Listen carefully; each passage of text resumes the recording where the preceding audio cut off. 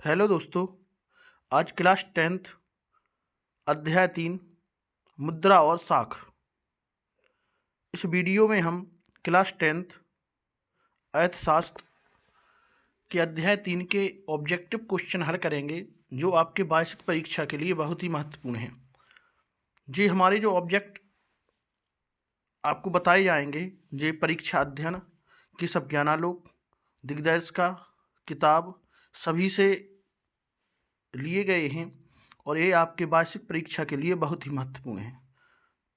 तो बिना देरी किए आइए स्टार्ट करते हैं। पहला क्वेश्चन है, मुद्रा के आधुनिक रूपों में शामिल है। तो जो मुद्रा होती है, मुद्रा माने पैसा होता है। जो पैसा को आज हम क्या कहते हैं? तो पैसा को हम आधुनिक रूप में करेंसी भी कहते हैं। क्या कहते हैं? करेंसी। सिक्के भी कहते हैं हम, चेक भी कहते हैं, आदि भी हम कहते हैं। मतलब जो मुद्रा के रूप हैं आधुनिक में, आधुनिक दुनिया में इस समय पे जो मुद्रा के रूप हैं उसको हम कई नामों से जानते हैं। करेंसी, सिक्के, चेक। आप लोग जानते होंगे, बैंक में जाओ चेक दे दो तो क्या है? मुद्रा ही तो है। कहीं पे आप गए, कुछ सामान लिया आपने और चेक दे दिया तो क्या है? मुद्रा दे दी, मतलब आपने सिक्के दे दिए, करेंसी दे दी। ठीक है, तो जी क्या है? मुद्रा के आधुनिक रूप हैं। आइए अगला क्वेश्चन देखते हैं। अगला क्वेश्चन है, जब दोनों पक्ष एक दूसरे से चीज़ें खरीदने एवं बेचने में सहमति रखते हैं तो इसे कहा जाता है। तो इसे कहा जाता है आवश्यकताओं का दोहरा संयोग। तो इसे क्या कहा जाएगा? आवश्यकताओं का दोहरा संयोग है। मतलब आप कोई चीज़ खरीदना चाहते हैं और दूसरा आपके लिए कोई चीज़ बेचना चाहता है। तो आप खरीद रहे हैं और वो बेच रहा है, तो क्या हो गया जी? आवश्यकताओं का दोहरा संयोग हो गया है कि अब आपको आवश्यकता है, उसको बेचने की ज़रूरत है, तो दोहरा संयोग हो गया ना जी। तो ये दोहरा संयोग हो गया है। तो दो क्वेश्चन हमारे हो गए हैं। आइए तीसरा क्वेश्चन देखते हैं। स्वयं सहायता समूह में बचत और ऋण संबंधित अधिकतर निर्णय लिए जाते हैं। तो जो सहायता समूह होते हैं, मतलब जो महिलाओं की स्व सहायता समूह चलते हैं या बहुत से सहायता समूह चल रहे हैं, उनमें जो समूह होता है उस समूह में जो बचत और ऋण संबंधी अधिकतर निर्णय जो निर्णय होते हैं वो कौन लेता है? वो सदस्यों द्वारा लिए जाते हैं। उनके जो सदस्य होते हैं उन्हीं सदस्यों के द्वारा निर्णय लिए जाते हैं कि बचत कितनी हो, इसमें ऋण कितना है, मतलब हमें कितना ब्याज वो ऋण लेना है इस चीज़ के लिए। कोई भी जो समूह है आपके, तो समूह के लिए आपको जो भी काम करना है समूह के द्वारा, तो उसमें कितना ऋण की ज़रूरत है, कितना पैसे लगाना है हमें, फिर उससे हमें कितनी बचत होगी, तो यह सब जो निर्णय हैं जो कौन लेगा? उनके सदस्यों द्वारा लिए जाते हैं। ठीक है बच्चों, आइए अगला क्वेश्चन देखते हैं। प्रारंभिक काल में भारतीय किन वस्तुओं का मुद्रा के रूप में इस्तेमाल करते थे? तो प्रारंभिक काल में, पुराने काल में हमारे यहाँ पे कौन कौन सी चीज़ें मुद्रा के रूप में चलती थी? तो सबसे पहले अनाज। आपको कोई चीज़ की ज़रूरत है, आप किसी को अनाज दे दो, वो आपको वो वस्तु दे देगा, अनाज। पशु, आपने किसी को कोई पशु दे दी, अपनी गाय भैंस दे दी, उसने आपको वो चीज़ दे दी। सोना, चांदी, तांबे के सिक्के, जो ये चीज़ें हैं जो हमारे पुराने काल में यहाँ पे मुद्रा के रूप में उपयोग किए जाते थे। आज भी कई जगह पे ये चीज़ें उपयोग की जाती हैं। आइए अगला क्वेश्चन देखते हैं। पांचवा क्वेश्चन है, समर्थक ऋणाधार के उदाहरण हैं। तो समर्थक ऋणाधार माने जमीन हो गया, मकान हो गया, बैंकों में जमा पूंजी हो गई, ये क्या है? समर्थक ऋणाधार के उदाहरण हैं। अगर आपको ऋणाधार चाहिए तो आपको इन चीज़ों से ऋण आपका मिल जाएगा। आपकी ज़मीन रख दो, आपको ऋण मिल जाएगा। मकान रख दो, बैंकों में जमा पूंजी रख दो आप, तो ये क्या है? आपको ऋण मिल जाएगा। तो ये क्या है? समर्थक ऋणाधार के उदाहरण हैं। हाँ, छठवां क्वेश्चन है। छठवां क्वेश्चन में, स्व सहायता समूह की नियमित बैठकों से लोगों के बीच क्या चर्चा होती है? तो जो स्व सहायता समूह होते हैं उनमें जो लोगों की नियमित बैठकें होती हैं उनमें क्या बातें होती हैं? तो पहला है स्वास्थ्य एवं पोषण के बारे में बातें होती हैं। दूसरा, सामाजिक एकता के बारे में बात होती है। और तीसरा, घरेलू हिंसा के बारे में बात होती है। तो जो स्व सहायता समूह होते हैं ये किसके लिए काम करते हैं? ये घरेलू के ऊपर, जो अपनी जो समाज है उसके ऊपर काम करते हैं कि कहीं समाज में कोई भी दरिद्रता नहीं फैले, सही समाज सही से काम करे, एक दूसरे का संग दे, कोई भी उनमें हिंसा नहीं फैले। तो क्या करेंगे? सबसे पहले वे स्वास्थ्य एवं पोषण के बारे में बात करेंगे कि यहाँ का स्वास्थ्य कैसा है, इस गाँव का या इस शहर का, इस क्षेत्र का जो स्वास्थ्य कैसा है, और यहाँ पे पोषण में लोग क्या ले रहे हैं, ज़्यादा जंक फूड तो नहीं खा रहे हैं, या क्या ले रहे हैं पोषण के रूप में कि इनका स्वास्थ्य खराब है। तो इस चीज़ पे भी लोग चर्चा करेंगे और यहाँ पे वो चीज़ें लेके आएंगे, फल वगैरह लेके आएंगे कि उसका चलन बढ़ाएंगे, आपको समझाएंगे, बताएंगे। तो ये चीज़ है किसकी स्व सहायता समूह, सामाजिक एकता। और सामाजिक एकता के बारे में भी ध्यान देते हैं, मतलब कि आपके जो गाँव है, शहर है, उसमें सामाजिक एकता कैसी है, आपस में लड़ाई झगड़े तो नहीं है, एक दो पार्टियाँ या चार पार्टियाँ गाँव में तो नहीं है कि आपको क्या है वो लड़ती रहती हैं हमेशा, क्योंकि इनसे देश का जो है विकास नहीं होता है इन चीज़ों से। और तीसरा घरेलू हिंसा, सब लोगों के घर में हिंसा तो नहीं है, बच्चे जो हैं बच्चे जो है अपने माता पिता की बात सही से मान रहे हैं या नहीं मान रहे हैं। तो ये घरेलू हिंसा के बारे में बात करते हैं। कौन से स्वयं सहायता जो समूह होते हैं वे इसीलिए काम करते हैं, घर घर जाके देखते हैं। आइए अगला 7वां क्वेश्चन हमारा है। 7वां क्वेश्चन है ऋण की शर्तें कौन सी होती हैं। तो ऋण की शर्तें क्या होती हैं, आपको यदि ऋण चाहिए तो आप क्या करोगे, तो आप सबसे पहले देखोगे ब्याज दर क्या है, मतलब ऋण अगर आपको लेना है तो ब्याज दर देखना है। आवश्यक कागजात और भुगतान की तरीके आप देखेंगे, इसमें क्या क्या कागज लग रहे हैं। आपको बैंक से ऋण लेना है तो आपको बैंक में क्या क्या देना पड़ेगा, अपनी ज़मीन के कागज देने पड़ेंगे, क्या क्या आधार कार्ड और क्या चाहिए। उसके बाद भुगतान के तरीके, आप यदि ऋण जमा करोगे तो आपकी कितनी किस्त बन रही है, उसमें ब्याज कितना जुड़ रहा है या क्या है, कितने साल में आपको जमा करना है, ये सब चीज़। अगला समर्थक ऋणाधार। आइए 8वां क्वेश्चन देखते हैं। 8वां क्वेश्चन है भारत में बैंक जमा का कितने प्रतिशत भाग नकद के रूप में अपने पास रखते हैं। तो भारत के जो बैंक होते हैं वो आप यदि जमा पैसे कहते हैं तो वो कुल जमा पूंजी का कितने प्रतिशत भाग अपने पास रखते हैं, तो 15% जो भाग है वो अपने पास बैंक रखेंगे। पूरा बैंक में जितना पैसा जमा है उस पैसे का 15% भाग वो अपने पास रख लेंगे, जिससे बैंक दिवालिया घोषित ना हो, बैंक के पास हमेशा पैसा रहे। यदि सभी लोग बैंक का पैसा निकाल लेंगे तो बैंक क्या करेगा, दिवालिया हो जाएगा। इस वजह से जो बैंक होते हैं वो अपने पास 15% आपकी जमा की जो राशि है वो रख लेंगे और उसी से अपना लेन देन करते रहेंगे। ठीक है। अगला क्वेश्चन है आपका, बैंक कर्ज नहीं देते हैं, किसके नहीं देते हैं, बिना समर्थक ऋणाधार और दस्तावेजों के। बिना समर्थक ऋणाधार, अगर आपके पास कोई चीज़ नहीं है और आपके दस्तावेज नहीं है तो बैंक आपको कर्ज नहीं देंगे। बिना समर्थक ऋणाधार मतलब आपके पास अगर समर्थक आप ऋणाधार नहीं है तो आपको बैंक कर्ज नहीं देंगे, और आपके दस्तावेज अगर नहीं है तो भी बैंक आपको कर्ज नहीं देगा।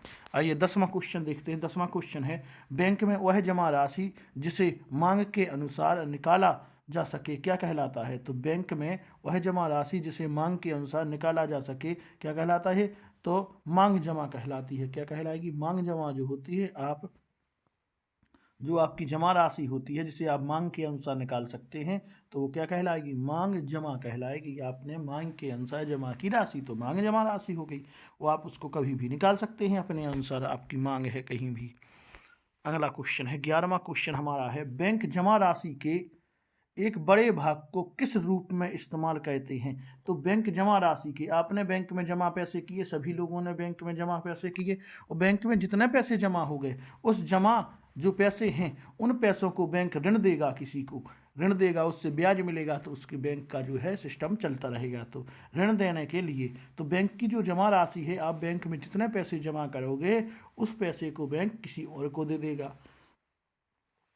तो जो क्या किस रूप में हो गए, ऋण देने के लिए। तो बैंक में जो जमा राशि होती है, जो पैसे जमा होते हैं उससे बैंक किसी और को ऋण देता है, उस पैसों से, आपके ही पैसों से बैंक किसी और को ऋण देगा, उसको ब्याज मिलेगा। तो ये सिस्टम बैंक का चलता रहता है। तो बैंक क्या करेगा, आपकी जो जमा राशि है उसको किस रूप में इस्तेमाल करेगा, वो ऋण देने के लिए इस्तेमाल करेगा।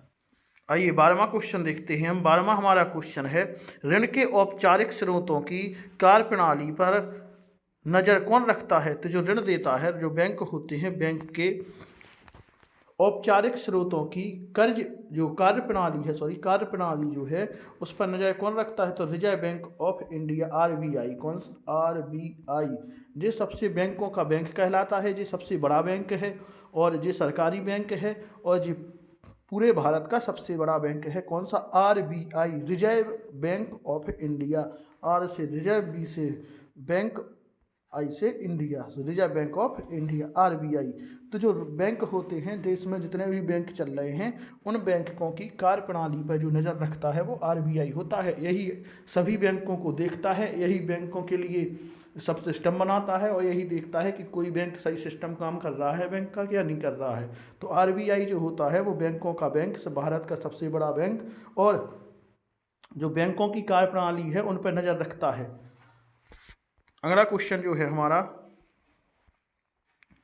बैंक जिनके पास अतिरिक्त राशि है वह जिन्हें राशि की ज़रूरत है के बीच किसका काम कहते हैं? तो बैंक जो होते हैं वो मध्यस्थता का काम कहते हैं। किसका काम? मध्यस्थता। आपके पास पैसे हैं, आपने बैंक में रख दिए पैसे, ठीक है, और किसी को ज़रूरत है उस पैसों की, बैंक में गया, उसने ऋण ले लिया, तो बैंक किसका काम कर रहे हैं? मध्यस्थता। आपका पैसा उसको दे दिया और बैंक मध्यस्थता बीच में है, मतलब हम दिलाएंगे जी पैसे, ठीक है, तो किसका काम कर रहा है? मध्यस्थता का काम कर रहा है। वो पैसे आपसे लेगा और दूसरे को दे देगा, बीच में बन जाएगा, हम कहते हैं बिचौलुआ बन गया है। कौन सा? बिचौलुआ बन गया है, तो वो बन गया है, ठीक है, तो किसका? मध्यस्थता का काम कहता है। अगला 14वां क्वेश्चन है, सहकारी समितियां ऋण के कौन से स्रोत हैं? तो जो सहकारियां समितियां होती हैं, जो सहकारी बैंक होते हैं, जो ऋण के लिए कौन से स्रोत हैं? तो ये औपचारिक स्रोत हैं ऋण के। कैसे स्रोत हैं? तो जो सहकारी समितियां होती हैं जो ऋण के लिए कौन से स्रोत हैं? तो औपचारिक स्रोत हैं, औपचारिकता निभाते हैं ये ऋण देने के लिए, ठीक है, तो कैसे हैं? औपचारिक स्रोत हैं, याद रखना है आपको, औपचारिक स्रोत है। अगला क्वेश्चन है हमारा 15वां क्वेश्चन है, ऋण के किन स्रोत के अंतर्गत ऋण ब्याज दर बहुत अधिक होती है? तो जो ऋण के किन स्रोतों के अंतर्गत ऋण ब्याज दर बहुत अधिक होती है? तो किसके लिए अधिक होती है ब्याज दर? तो औपचारिक स्रोतों के अंतर्गत। किसके? औपचारिक जो स्रोत होते हैं उसके अंतर्गत जो ब्याज दर होती है वो बहुत अधिक होती है। सॉरी, अनौपचारिक। किसके लिए? अनौपचारिक जो स्रोतों के अंतर्गत ब्याज दर कैसी होती है? बहुत अधिक होती है। अगला 16वां क्वेश्चन है, भारत में केंद्रीय सरकार की तरफ से करेंसी नोट कौन जारी करता है? तो भारत में जो केंद्र सरकार की तरफ से करेंसी नोट जो जारी करता है वो भारतीय रिजर्व बैंक जारी कहता है। केवल 1 रुपये का सिक्का जो हमारा सरकार जारी करती है, और उसके अलावा जितने भी पैसे हैं, जो भी करेंसी है, जो भी रुपया है, करेंसी मतलब जो नोट होते हैं, जो नोटों को कौन जारी करता है? तो हमारे नोटों को जारी करना रिजर्व बैंक है। हमारी पैसा जो बनाता है, जो आपके 500 के 100 के जो नोट हैं, जो सब नोट कौन बनाता है? जो नोट बनाता है भारतीय रिजर्व बैंक, आरबीआई पैसा निर्मित करता है, पैसा को बनाता है आरबीआई। अगला क्वेश्चन 17वां हमारा क्वेश्चन है, विनिमय प्रक्रिया के मध्यस्थता का काम कौन करता है?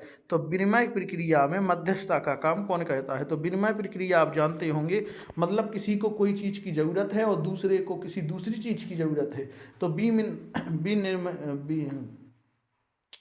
विनिमय जो प्रणाली है, विनिमय प्रक्रिया है, विनिमय प्रक्रिया में जो होता है, यदि आपको मतलब गेहूं बेचना है और आपको जूते खरीदना है, तो यदि आपके पास करेंसी नहीं है तो आपको ऐसे व्यक्ति को ढूंढना पड़ेगा जिसको गेहूं की ज़रूरत हो, वो जूते बेचता हो। यदि आप ऐसे व्यक्ति को नहीं तलाशेंगे तो आपका गेहूं कोई नहीं लेगा, क्योंकि किसी के पास जूते हैं ही नहीं।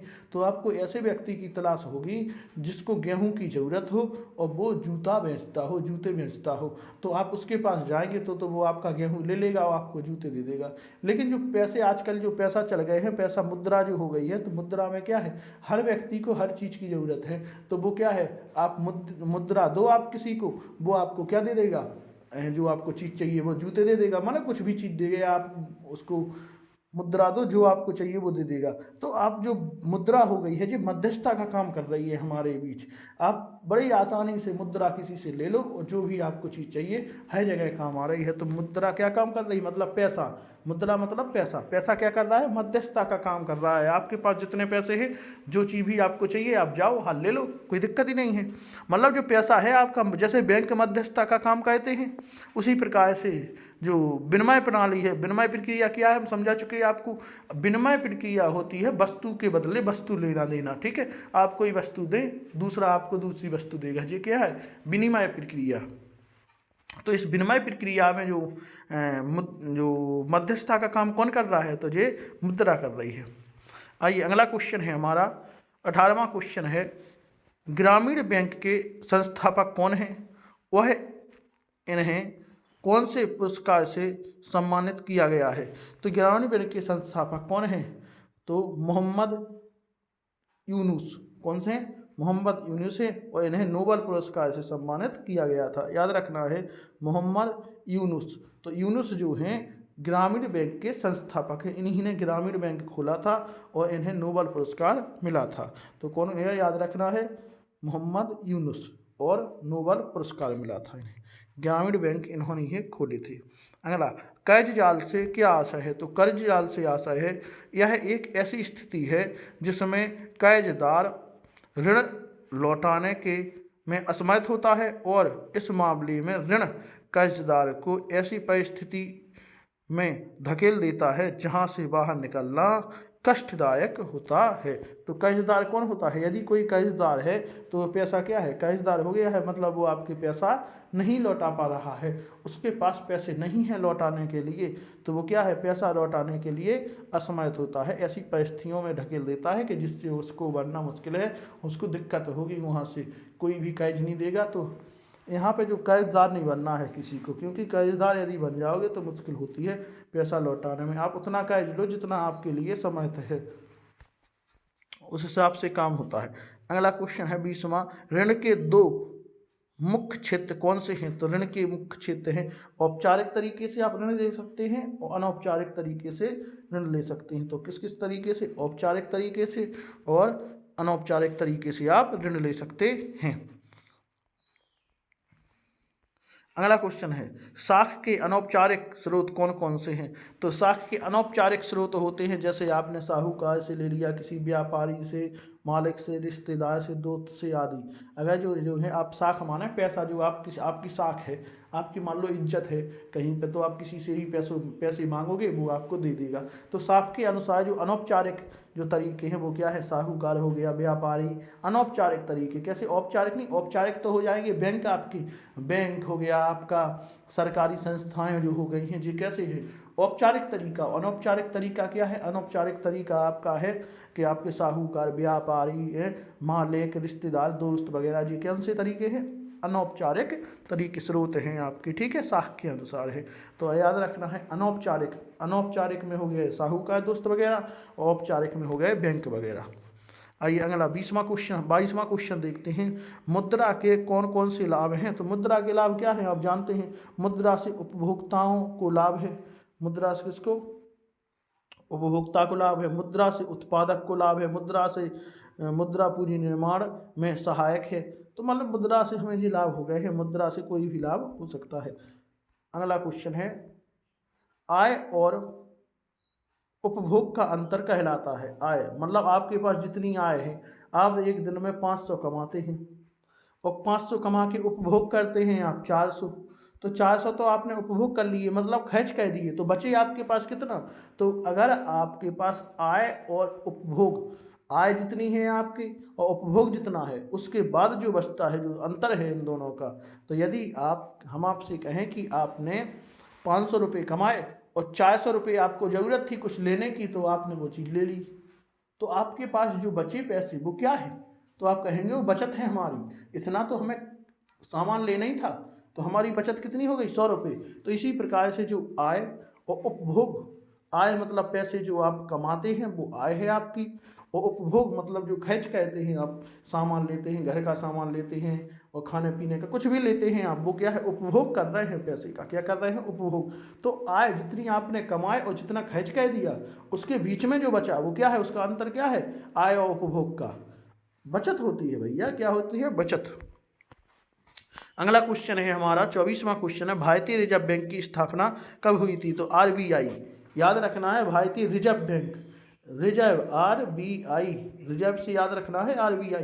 तो RBI की स्थापना कब हुई थी? 1935 में हुई थी। कब हुई थी? 1935 में RBI की स्थापना हुई थी, भारतीय रिजर्व बैंक की स्थापना। आइए अगला 25वां क्वेश्चन है, विनिमय की प्रारंभिक अवस्था में व्यापार किस प्रणाली पर आधारित था? तो सबसे शुरू में जो विनिमय की प्रारंभिक अवस्था थी, तो वस्तु विनिमय प्रणाली पर व्यापार होते थे। किस पर? वस्तु विनिमय। आप कोई वस्तु दो, वो आपको वो चीज़ दे देता था। तो क्या है? वस्तु विनिमय प्रणाली पे पहले चीज़ चलती थी। इस बोल रहे हैं ना, विनिमय की प्रारंभिक अवस्था में व्यापार किस प्रणाली पर आधारित था? तो किस पर था? वस्तु विनिमय प्रणाली पर आधारित था। आइए अगला क्वेश्चन है, 26वां क्वेश्चन है, आधुनिक युग की अर्थव्यवस्था की प्रकृति का श्रेय किसको दिया जा सकता है? तो आधुनिक युग की अर्थव्यवस्था की प्रकृति का श्रेय किसको दिया जाता है? तो आधुनिक युग की अर्थव्यवस्था की प्रकृति जो है उसका श्रेय मुद्रा को दिया जाता है। किसको दिया जाता है? मुद्रा ही है इस समय पर। आइए अगला क्वेश्चन है हमारा, हथकरघा कौन सी पूंजी है? तो हथकरघा जो है, हथकरघा जो है वो कार्यशील पूंजी है। कैसी पूंजी है? कार्यशील पूंजी है। अगला, भारत की आधुनिक काल की मुद्रा कौन सी है? तो भारत में जो आधुनिक काल की मुद्रा है वो चेक है। क्या है? चेक। तो भारत की आधुनिक काल की मुद्रा कौन सी है? चेक। आजकल लोग अतिरिक्त नकद को लोग कहाँ जमा करते हैं? तो आपको पता है, आपके पास अतिरिक्त पैसा है तो आप कहाँ जमा करेंगे? बैंकों में जमा करेंगे, बस। अगला 30वां क्वेश्चन है, आधुनिक मुद्रा बहुमूल्य धातु से नहीं बनती, फिर भी इसे विनिमय का माध्यम क्यों स्वीकार किया गया? तो आधुनिक जो मुद्रा है बहुमूल्य धातु माने सोने चांदी के सिक्के नहीं बन रहे हैं, फिर भी इसका उपयोग विनिमय के माध्यम में क्यों हो रहा है? कहने का तात्पर्य है क्वेश्चन का। तो आंसर है, किसी देश की सरकार इसे अधिकृत करती है। देश की सरकार गारंटी लेती है कि जी कैसी है, 500 रुपये का जो नोट है तो जो गवर्नर है वो कहता है कि मैं धारक को यह 500 रुपये अदा करता हूँ। आपने पढ़ी होगी लाइन पैसों पे। तो आप जानते हैं कि कौन गारंटी लिए है? भारत सरकार इसकी गारंटी लिए है। मतलब देश की सरकार इसे अधिकृत करती है कि जो है पैसा 500 रुपये है, जी हम मानते हैं इसको कि 500 रुपये है। तो बहुमूल्य धातु तो नहीं है, लेकिन गारंटी कौन ली है उसकी? देश की सरकार इसे प्राधिकृत करती है, इस वजह से वो चलती है मुद्रा। अगला क्वेश्चन है हमारा 31वां क्वेश्चन है, जहां मुद्रा का उपयोग किए बिना वस्तुओं का विनिमय होता है उसे क्या कहते हैं? उसे आवश्यकताओं का दोहरा संयोग कहते हैं। आवश्यकताओं का दोहरा संयोग कहा जाता है। आइए अगला क्वेश्चन देखते हैं। अगला क्वेश्चन 32वां क्वेश्चन हमारा है, भारत में कौन से नोट व कब अवमान घोषित हो गए हैं? तो भारत में 2016 में, नवंबर 2016 में प्रधानमंत्री द्वारा 500 और 1000 के नोटों को अमान्य घोषित कर दिया गया था। तो कब किया था? 2016 में। किसने? प्रधानमंत्री नरेंद्र मोदी ने। किनके? कौन से नोट? 500 के और 1000 के नोटों को अमान्य घोषित कर दिया था। अगला क्वेश्चन है हमारा, कोई एक प्लास्टिक मुद्रा का नाम लिखिए। तो प्लास्टिक मुद्रा के रूप में आप जानते हैं कि एटीएम का यूज किया जाता है। किसका यूज किया जाता है? एटीएम का जो यूज है वो प्लास्टिक मुद्रा का नाम है, एक एटीएम कार्ड। अगला क्वेश्चन हमारा है 34वां क्वेश्चन है, बैंकों में जमा धन पर। अगला 34वां क्वेश्चन है, बैंकों में जमा धन पर खाता धारक को मिलता है। तो बैंकों में यदि कोई पैसे जमा करता है तो उसको बैंक द्वारा ब्याज दिया जाता है। तो बैंकों में जमा धन पर खाता धारक को मिलता है, क्या मिलता है? ब्याज मिलता है। आइए अगला क्वेश्चन है हमारा 35वां क्वेश्चन है, एक स्वयं सहायता समूह में अधिकतम कितने सदस्य होते हैं? तो स्वयं सहायता समूह में अधिकतम 15 से 20 सदस्य हो सकते हैं। जो स्वयं सहायता समूह होते हैं उनमें कितने सदस्य हो सकते हैं? 15 से 20 सदस्य हो सकते हैं। आइए अगला क्वेश्चन है हमारा 36वां क्वेश्चन है, बैंक किस राशि पर देने वाले ब्याज से ऋण पर अधिक ब्याज लेते हैं? तो जमा राशि पर। किस पर? जमा राशि पर। तो बैंक किस राशि पर देने वाले ब्याज से ऋण पर अधिक ब्याज देते हैं? तो ऋण पर अधिक ब्याज देते हैं किस पर? जमा राशि पर अधिक ब्याज देते हैं बैंक। अगला क्वेश्चन है 37वां क्वेश्चन है, ऋण के औपचारिक स्रोतों में शामिल है। तो बैंक सहकारी समितियां जो हैं वे कैसी हैं? औपचारिक स्रोत हैं ऋण की। और अनौपचारिक कौन सी हैं? अनौपचारिक हैं, साहूकार वगैरह, दोस्त आपके रिश्तेदार वगैरह। अगला क्वेश्चन हमारा है 38वां क्वेश्चन है, ब्याज दर, समर्थक ऋणाधार, आवश्यक कागजात और भुगतान के तरीकों को सम्मिलित रूप से कहा जाता है। तो बैंक की शर्त कहा जाता है कि आप ब्याज दर क्या है, समर्थक ऋणाधार क्या है, आवश्यक कागजात क्या लगना है, भुगतान के तरीके क्या है। तो ये कब देखोगे आप, जो ऋण की शर्तों के आधार पर देखोगे जब आप ऋण ले जाओगे। तो क्या है, ऋण की शर्तें हैं ये सब। अगला क्वेश्चन 39वां क्वेश्चन है, कौन से स्रोत ऋण प्रदान करते हैं चाहे गरीब महिला सदस्यों के पास समर्थ ऋणादार नहीं हो। तो स्व सहायता जो समूह होते हैं जे गरीब महिलाओं को ऋण देते हैं, सभी को ऋण देते हैं, चाहे वह गरीब हो, उसके पास कोई समर्थ ऋणाधार हो या नहीं हो। तो कौन ऋण देता है, स्व सहायता समूह उसकी सहायता करते हैं। अगला क्वेश्चन जो है 40वां क्वेश्चन है, जमाकर्ता एवं कर्जदार के बीच मध्यस्थता का काम कौन करता है। तो जमाकर्ता और कर्जदार के बीच जो मध्यस्थता का काम है वो बैंक करते हैं। कौन करता है, बैंक। अगला 41वां क्वेश्चन है हमारा, बांग्लादेश में ग्रामीण बैंक में ऋण वाली अधिकांश हैं तो महिलाएं। तो बांग्लादेश में ग्रामीण बैंकों में ऋण वाली अधिकांश कौन है, महिलाएं हैं। कौन है, महिलाएं। अगला क्वेश्चन है हमारा 42वां जो क्वेश्चन है वो है, शहरी क्षेत्रों के निर्धन परिवारों की ऋण की कितने प्रतिशत जरूरत अनौपचारिक स्रोतों से पूरी होती है। तो 85% जरूरत, कितनी, 85% जो जरूरत है वो अनौपचारिक तरीकों से होती है। कहाँ, शहरी क्षेत्रों में निर्धन परिवारों की जो ऋण की कितनी प्रतिशत जरूरत। तो शहरों में जो ऋण लिए जाते हैं वो अनौपचारिक तरीके से लिए जाते हैं। कितने परसेंट, 85%। केवल 15% लोग ही, गरीब लोग जो हैं वो बैंकों से कर्ज लेते हैं। अगला क्वेश्चन है, ऋण की लागत ऋण का बोझ बढ़ाती है। तो ऋण की लागत ऋण का बोझ बढ़ाती है कब, ऊंची ब्याज दरों पर। कब, ऊंची यदि ब्याज दरें हैं तो ऋण की जो लागत है, ऋण का बोझ आपको बढ़ा देगी। अगला क्वेश्चन 44वां क्वेश्चन है, बैंकों से कर्ज लेने के लिए किसकी ज़रूरत होती है। तो बैंकों से यदि आपको कर्ज लेना है तो आप जानते हैं किसकी ज़रूरत होगी, आपको विशेष कागजात और समर्थक ऋणाधार की ज़रूरत होगी। विशेष कागजात भी चाहिए और समर्थक ऋणाधार भी चाहिए, जब तो आपको बैंक ऋण देगा। अगला 45वां क्वेश्चन है, विमुद्रीकरण कब हुआ। तो विमुद्रीकरण 2016 में हुआ। कब हुआ, 2016 में। अगला क्वेश्चन है आपका, बैंक जनता से जो धन जमा खाते में स्वीकार करते हैं उसका कितने प्रतिशत नकद के रूप में अपने पास रखते हैं। तो आपको पता है 15%, ऊपर पढ़ चुके हैं हम, 15% बैंक आपकी जमा का रखता है अपने पास। तो हमारे इस अध्याय के सभी वस्तुनिष्ठ क्वेश्चन आपको हल हो गए हैं। तो आप लोग ध्यान से देखें, जो वस्तुनिष्ठ क्वेश्चन बताए जा रहे हैं वो आपके वार्षिक पेपर के लिए बहुत ही ज़रूरी हैं। तो आप ध्यान से वीडियो को देखते रहें। यदि आपको वीडियो अच्छा लगा हो, ऑब्जेक्ट अच्छे लगे, तो आप चैनल को सब्सक्राइब और वीडियो लाइक जरूर करें और शेयर अपने दोस्तों के पास भी जरूर भेजें, जिससे कि आपके दोस्तों को भी ऑब्जेक्ट वस्तुनिष्ठ क्वेश्चनों की जो परेशानी है उसका सामना नहीं करना पड़े। तो इस वीडियो में इतना ही। अगले वीडियो में हम और अगले चैप्टर के वस्तुनिष्ठ इसी प्रकार से लाएंगे। धन्यवाद बच्चों।